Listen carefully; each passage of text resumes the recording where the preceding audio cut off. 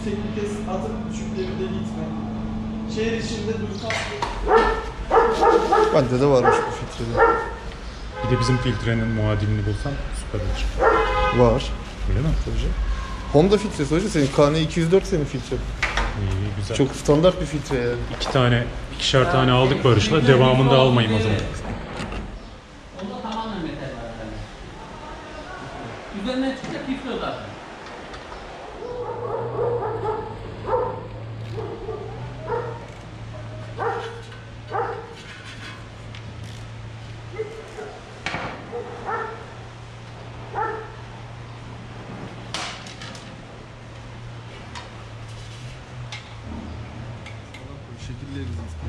Değiştiriyorum ya her seferinde zaten. Bugün psikolojine uygun bir şey bulayım ya. Gürültülü bir şey bu.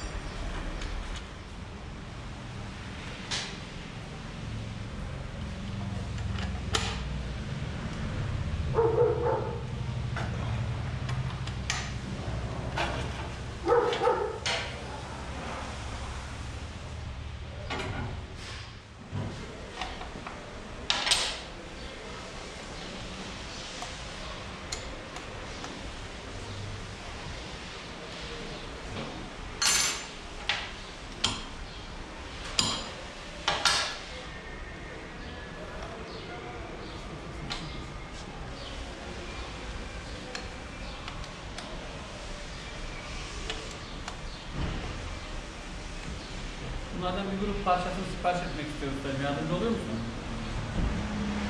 Yardımcı olurum tabii.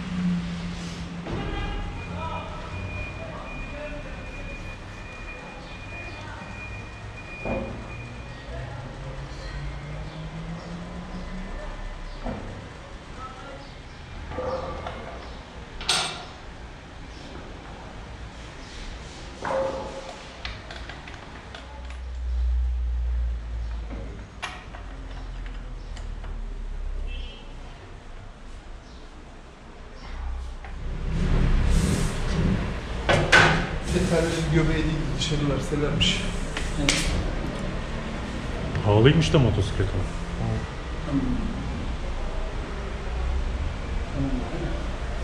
Sistem burada olunca Tamam. teller şamyerli lastik kullanmak zorunda kalıyorsun, iç lastik kullanmak zorunda kalıyorsun. Sizinkinde mesela dışarıda. Bu tek KTM'de bu şey mi? Bundan önceki motosikletin neydi? GSX-R 1000 vardı. BMW. Suzuki. Super Sport'tu. Daha öncesinde RX-3 Evo vardı. Daha öncesinde Tiger vardı. Ama Super Sport'tan geçtim buna. Bir Super Sport, bir Enduro, bir Super Sport, bir Enduro mu yaptın? Evet. Bunu çok araştırarak almıştım zaten. Beklediğim özellikliydi. Yani RX-3 çok tatlıydı ama motor bloğu küçük geliyordu. O yüzden tekrar Super Sport'a geçmiştim. Bu 800 cc olup da böyle alt devirlerdeki şeyleri de kaldırınca beklediğimin üstüne bir motor çıktı. 1000 kilometre kullandın. En beğendiğin ve en beğenmediğin şeyleri ne mesela bunun? En El çok ne kısmı hoşuna gitti? Ve koltuk ısıtma çok güzel. Koltuk konforu mu? Koltuk ısıtma. Ve Koltuk ısıtma mı var? Evet. Şeyin var. Sürücünün var, yolcunun yok. Artçının yok. Sporttan farkları da onlar zaten. O güzel. Yani el kısıtması da çok güzel. Rain mod aldığımızda bayağı kısıtlıyor. Aktif çalışıyor. En güzeli o. Ne mod? Rain mod. Yağmur modu. Evet. Ne yapıyor onlar? Bayağı kısıtlıyor motoru. Ha, devrini mi düşürüyor? İvmelenmesini, devrini düşürmüyor. Aynı devir yükseliyor ama o devirdeki hızı aynı olmuyor. İvmelenmesi, gaz tepkisini falan çok kısıtlıyor. O çok güzel. Mesela dün yağmurda kullanmak zorunda kaldım. O motor çıktı, çok güzeldi. O güzeldi yani. Ani hızlanmayı mı engelliyor? Tabii, kesinlikle. Arka tekerin sarmasını. Bunlarda elektronik gaz kelebeği var. Gaz açtığın zaman direkt telli şeydeki bir kelebek otomatik açılmadığı için işte moda göre o sen ne kadar çevirirsen çevir o modun izin verdiği şeyde açıyor. Gaz diyor. Yani o beyinde ön tanımlı bir mesela rain modunu aldığın zaman gaz kelebeğinin açılma hızı önden tanımlı ona. Yani sen ne kadar hızlı çevirirsen çevirdi onun tanımlanmış maksimum hızına göre açıyor kelebeği. O yüzden de şeyi kapatıyor. Ne güzel. Motosikletlerde yeni bir özellik mi o? Yok, Eski bir yani şey. çok yeni değil, çok eski de değil. Ondan sonra işte teknolojiyle beraber gelişen sistem. Şu arkadaş gaz kelebeğini bu arkadaş kontrol ediyor. Vay canına. Yani diğer motorlarda gazı çevirdiğin zaman tel kelebeği çeker, yani tel bağlıdır. Bu elektronik gaz kolu. Yukarıdaki gaz kolunda işte kaç derece döndüğünü okuyan bir mekanizma var, elektronik. Ondan sonra o beyne iletiyor. Beyin de gaz kelebeğine işte gaz kolunu 10 derece çevirdi, 10 derece açıl diyor. İşte o da sürüş modlarına göre onun açılma hızı ve maksimum açılma şeyini buradan ayarlıyor arkadaşlar. Bak bu işte geleneksel gaz kolu. Ondan sonra yukarıdan gaz telini çevirdiği zaman bu otomatikman döner. Beyin bunun ne kadar açıldığını, bunun karşılığında bir gaz pozisyon sensörü vardır. TPS diye geçer. İşte gazın kaç derece açıldığını beyne söyler o pozisyonda. Ona göre de yakıt sistemini optimize eder beyin. Ona göre yakıt enjektörün açılıp kapanma zamanını şey yapar. Onda bütün olay elektronik. Yani gaz kolunda tel yok. Vay canına.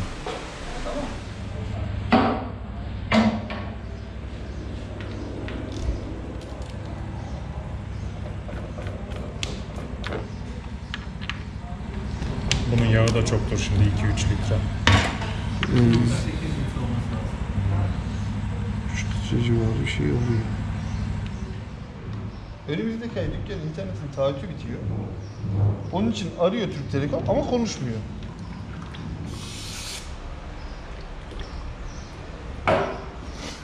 Bir süzgeç bir de kağıt filtre var öyle mi? Bir tane mi var ondan, iki tane? Bundan 2 tane. O mesela olmayan stoklarında yok. Buna kolay kolay bir şey olmaz zaten. Öyleymiş ama ben yine KTM'den aldım. Hasanpaşa'da. Aldın mı? Aldım. Kaç? 100.000 kilometrede falan mı gerekecek yenisi?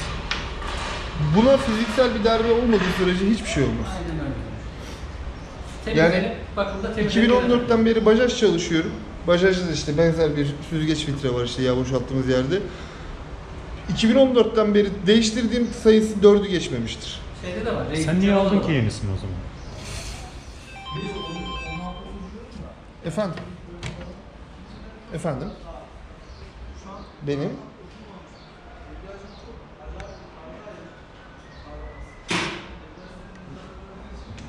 Yani putoline yağ kullanırsak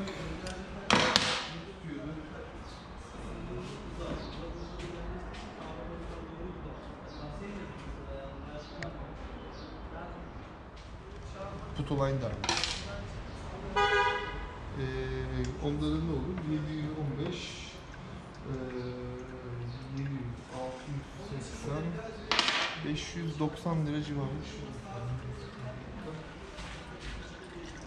Kastrolü iyi putoline bir tık daha iyi. 580 de kastrolü oluyor. şey yaptım. İzledim. Hatta sizin kendi bir Hasan Oğlan'da öğretmen şeyleri mi var? Orayı gezdim. Videolarına baktım. Acaba dedim tamamen motor mu dedim. Yok öğretmen. Ben de öğretmenim. Ne alaka dedim. Öyle Onu mi? birkaç videonuzda da izledim. Benim bir de kültür sanat kanalım var. Evet. Tarihi Bu da böyle. falan. Yıllar hani kurban kestiğimiz dönemlerde o köylü okuluna hem deri bağışladık hem et falan götürüyorduk. Orayı oradan iyi bilirim yani. Hemen o Türk Telekom'un yanından girince arka sokaktaydı. Aynen. Hatta girmenize de gerek yok şimdi. Düz giderseniz levhası var. Ha. Gören eller Yol diye geçti. geçiyor. Genelde köylere Çünkü gören eller diyorlar. Vaktiyle çok da böyle şahsına münhasır bir iyi bir müdürü vardı onun. Bizim şey yaptığımız dönemde. 10-15 gün oldu. Biz de hocaya 650 metre aldık. Bundan bir tane daha bir Dil.com'da arkadaşımız var. Dil konuşma öğretmeni o da. Hafta sonu 2 haftada bir şey planlıyoruz. Bu şey gaz halatı çift midir, tek midir? Neyin? Bunun Bunda halat olmaması lazım. Elektronik kontrol. işte bir bakmak var. Ondan emin değilim. Ben de öyle düşünüyorum ama MT'de elektronik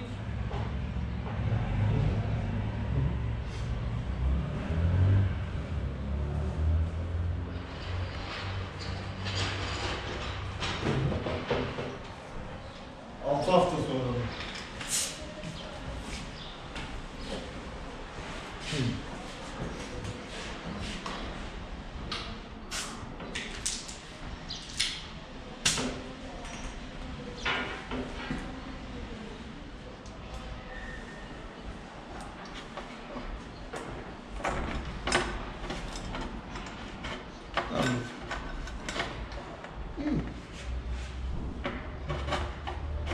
Şey mi?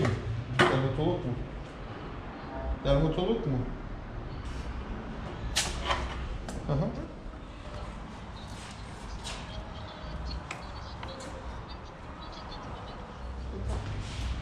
İyi, hadi. Tamam. Abi değiştirme sürmen lazım. Niye? Çok değişik bir ses geliyor. Anlayamam ben. Motor yani sırtın oradan bir yerden geliyor da.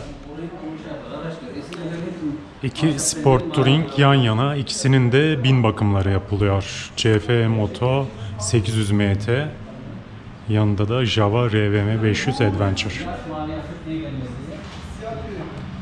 CF Moto'da rodajda bir 300 kilometre bakım var, bir 1000 kilometre bakım var. 300 kilometre bakımı için artık söylenen mecburi olmadığı, yapılmadığı zaman garantiden çıkmıyor motosiklet. Tamamen kullanıcının isteğine kalmış. Abi senin formun lazım.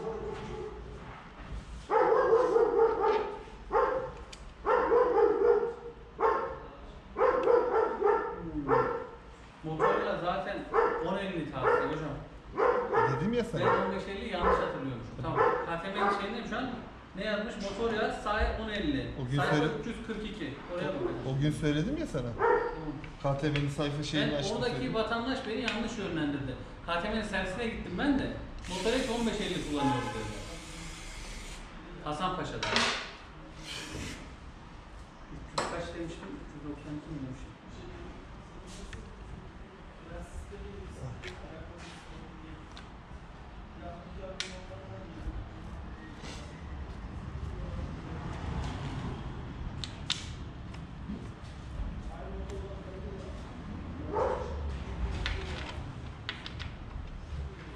Yağ süzgeci kapak demiş. Motor yağı 2.8 litre. Sanırım 342 bakacağız bakalım. Neymiş ayrıca.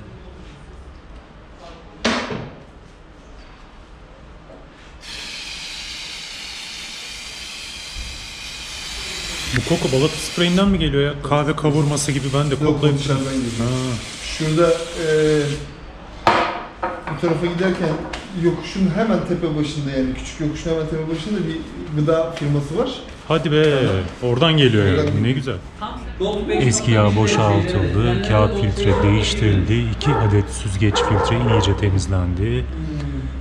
Balata spreyiyle her yerini temizledi Yiğit Usta.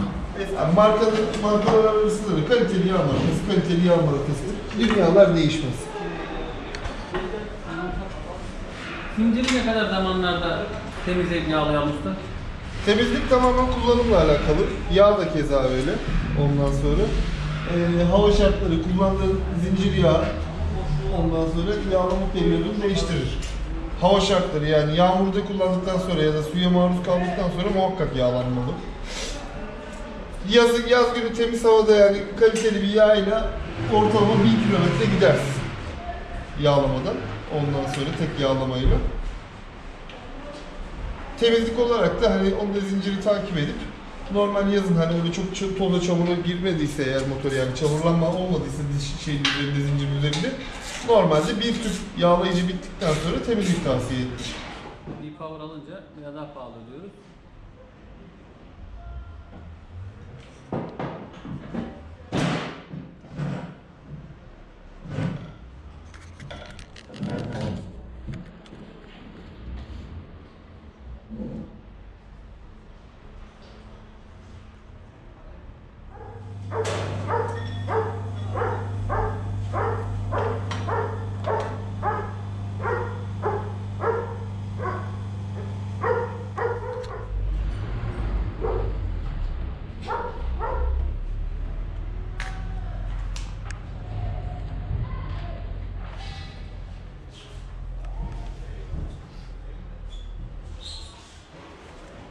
Canlandı gözümde öyle şeyler.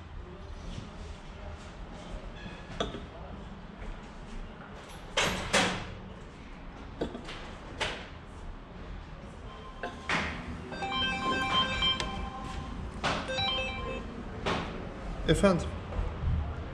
Aleykümselam.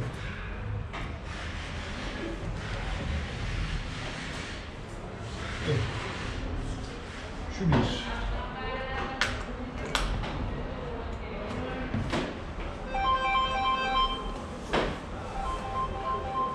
Tutayım istersen.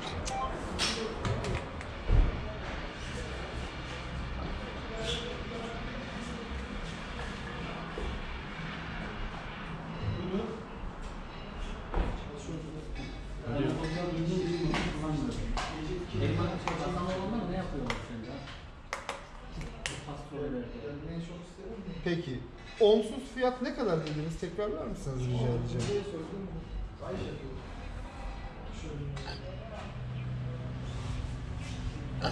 Anladım. Ben bunu bir değerlendireyim, düşüneyim, size dönüş yapayım. Olur mu? Ücret olarak yüksek tabii ki de. Yani ben de... Tabii, teşekkür ederim.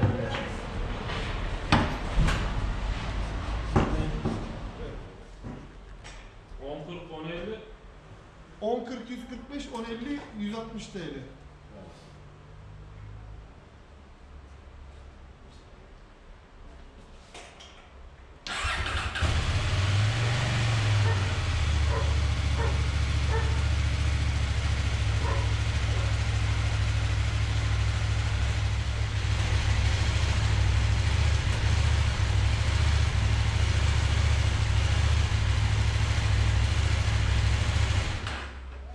Bu motor Rotax değilse, hazneleri var zaten içinde. Tamamen yağsız kalmaz motor hiçbir zaman. Yani sen yağını boşaltmadıysan motorun içinde...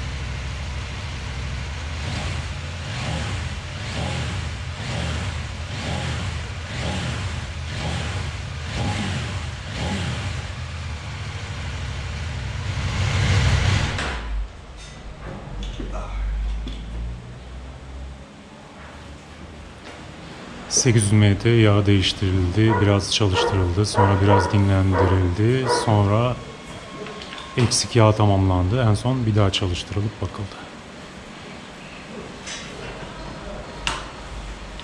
İki tane şey ne için olabilir?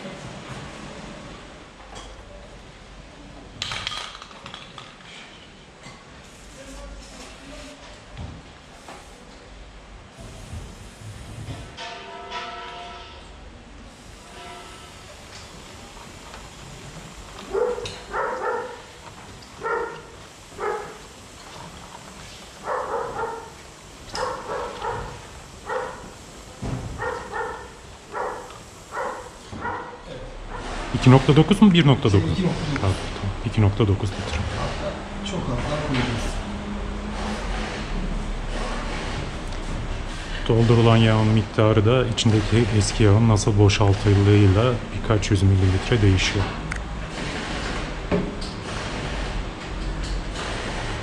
200 milime kadar oynuyor. Motoruna göre değişiyor.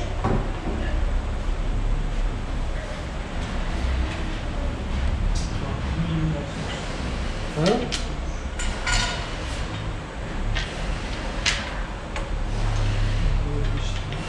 Yağ penceresi yapmışlar ama o da plastiğin arkasında kalıyor. Aa, pardon.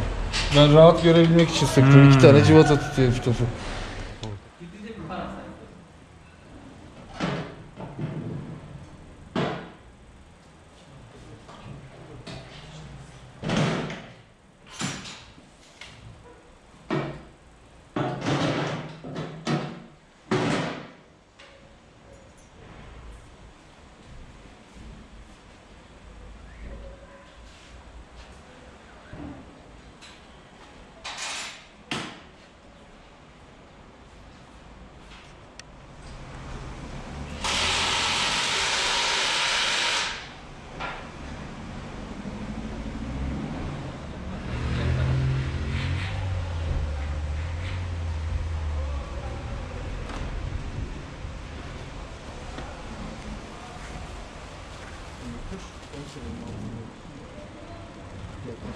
Evet.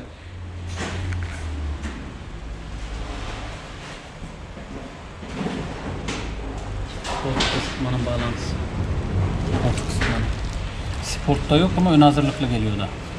Onun bir de bir alt versiyon var Sport. Elde koruma yok. Ha sizinkine şey sorayım. Çantada öyle mi?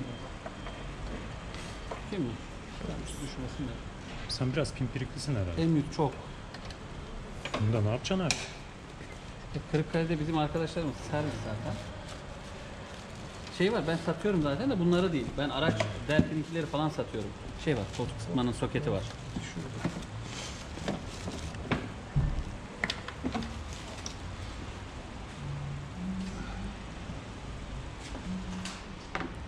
Mesela ben şey yapabilirdim onu, normal araçta standart bağlanabilirdi.